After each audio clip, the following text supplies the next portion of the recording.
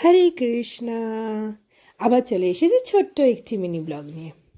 এই রবিবার চলে গিয়েছিলাম আমাদের আলিপুরদুয়ারের ইস্কন। সেখানে গিয়ে সন্ধ্যেটা ভীষণ সুন্দরভাবে ভক্তদের সাথে কাটলো।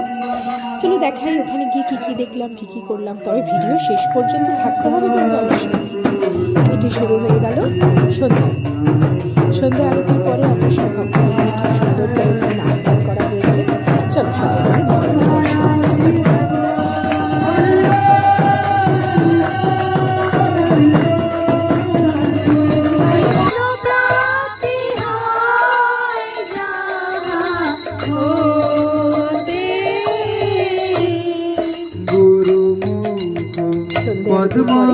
সব ভক্তরা মিলে ছাদে যাওয়া হলো এবং সেখানে ভগবানের নাম গান প্রতিটি ভক্ত ভীষণ সুন্দর করে ভগবানের নাম কীর্তন ওখানে করছিলেন। এত সুন্দর লাগছিল, পরিবেশটা ভীষণ মনোরম হয়েছিল।